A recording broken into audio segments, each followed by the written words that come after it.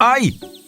Dificilmente exista alguma pessoa que nunca foi picada por uma abelha. Definitivamente essa não é uma sensação agradável, mas as abelhas normalmente não são criaturas zangadas. Você provavelmente apenas assustou a pequenina.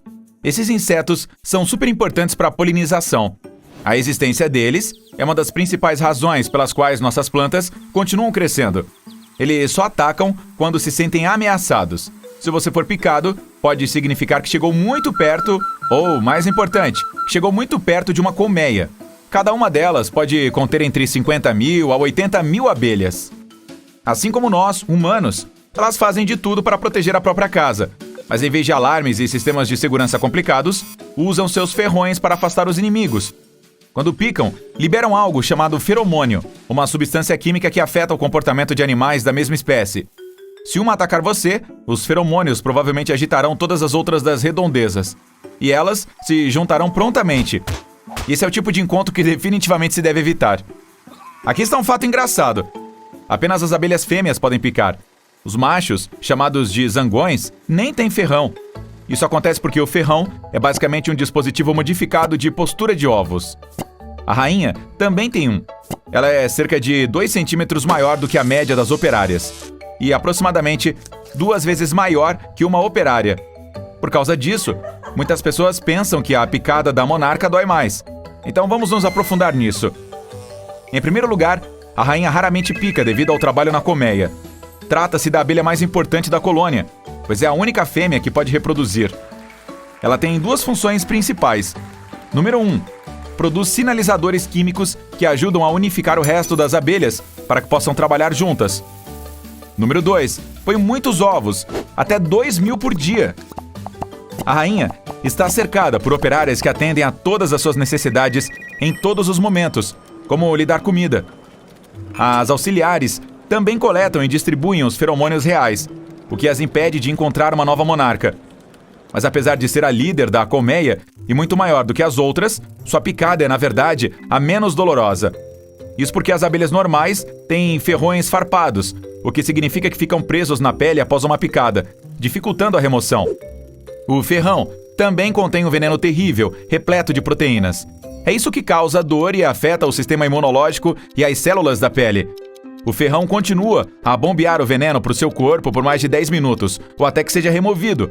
Mas ao contrário das operárias, a rainha raramente sai da colmeia. Seu trabalho principal é botar ovos, e cabe ao resto da colônia protegê-la e também a colmeia. É por isso que as operárias são as que possuem o ferrão mais poderoso. Assim, podem evitar perigos potenciais. A única razão pela qual a monarca realmente precisa se defender é contra rainhas rivais. Por causa disso, ela não precisa desenvolver um ferrão tão terrível.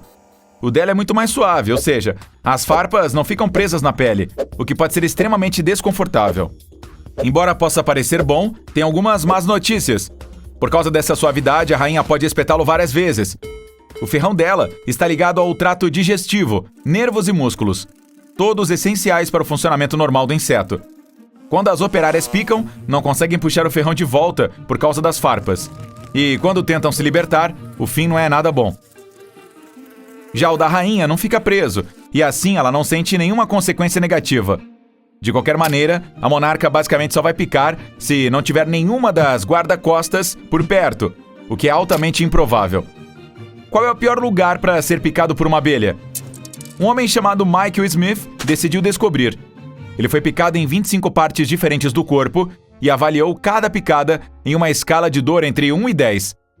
O cara descobriu que a área mais sensível era a das narinas, marcando 9 de 10, seguido pelo lábio superior, estimado em 8,7. Os 3 locais menos dolorosos foram o crânio, a ponta do dedo médio do pé e a parte superior do braço. Todos receberam nota 2,3. Mas voltando para a rainha, como uma abelha normal ganha esse título? A monarca raramente precisa ser substituída, pois pode viver por incríveis 5 anos. Ao mesmo tempo, uma operária nascida no verão geralmente tem um ciclo de cerca de 6 semanas. Mas se a rainha morrer ou se mudar para outra colmeia, a colônia precisa ser substituída. Isso requer algo chamado geleia real, que as abelhas babás produzem em suas cabeças. Elas alimentam as larvas de recém-nascidas. Esse é basicamente um superalimento que contém muitas coisas úteis, incluindo vitamina B, proteínas, hormônios e açúcares. Depois de alimentar as bebês por 3 dias, as operárias selecionam apenas algumas larvas e continuam dando-lhes a geleia real. As demais terão uma dieta menos nutritiva. Essa geleia desencadeia novas fases de desenvolvimento para essas que estão em crescimento.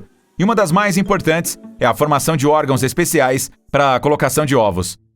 Mas ainda não se entende totalmente como esse processo funciona. Alguns cientistas dizem que não é a própria geleia real que faz com que a abelha se transforme em rainha. Eles acham que é a exclusão de outros produtos químicos vegetais naturais da dieta da monarca. Embora não tenhamos 100% de certeza de como esses insetos especiais aparecem, sabemos porque há apenas uma rainha no final. Quando a primeira surge, ela procura as outras abelhas que foram alimentadas com a mesma geleia real, e então acaba com a competição. Se várias monarcas surgirem ao mesmo tempo, é hora de pegar a pipoca. Elas vão lutar com tudo em uma batalha dramática até que reste apenas uma. E é assim que as abelhas obtêm sua rainha. As outras habitantes da colmeia também têm trabalhos importantes. Isso inclui procurar comida, cuidar de larvas jovens e construir os favos de mel. Os machos têm um único trabalho, que é acasalar com a rainha. E quando não estão tentando acasalar, comem das reservas de mel e não fazem praticamente nada. As fêmeas ou operárias são responsáveis por todo o resto. Mantêm a colmeia limpa, tomam conta das larvas, cuidam da rainha, armazenam mel, constroem células, procuram comida, protegem o ninho, polinizam e até alimentam os machos. Cada abelha sabe exatamente que trabalho fazer. Isso ocorre porque hormônios específicos ativam partes da composição genética delas que indicam o que e quando deve ser feito. As abelhas têm 4 fases de trabalho durante a vida. A primeira se inicia cerca de 3 semanas após o nascimento. É quando começam a trabalhar na limpeza das células das quais emergiram. 3 dias depois, entram na fase 2, na qual se encarregam de alimentar as companheiras. Isso dura cerca de uma semana, quando vem o terceiro estágio. Elas se afastam do centro da colmeia e se tornam ajudantes úteis, construindo os favos de mel e protegendo a entrada da casa. Esse período também dura cerca de uma semana. Depois disso vem a 4ª e última fase, o estágio de busca por comida. Essa é definitivamente a parte mais perigosa da vida das nossas amigas listradas. É aqui que elas deixam o ninho, procuram pólen, o levam para casa e alimentam a colônia.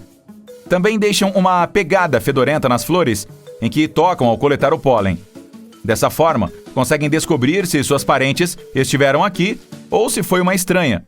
Às vezes, descobrem suas próprias pegadas, abelhudas. Essa fase não dura muito, apenas cerca de 10 dias, pois é muito cansativa. Depois de uma vida tão curta em que trabalham sem parar, as operárias deixam a colmeia para nunca mais voltar. Ao mesmo tempo, se uma delas morre lá dentro, abelhas funerárias especiais a carregam. Embora a vida desses insetos possa ser curta, esse padrão parece estar funcionando muito bem para a espécie, que afinal existe há mais de 130 milhões de anos. E contando!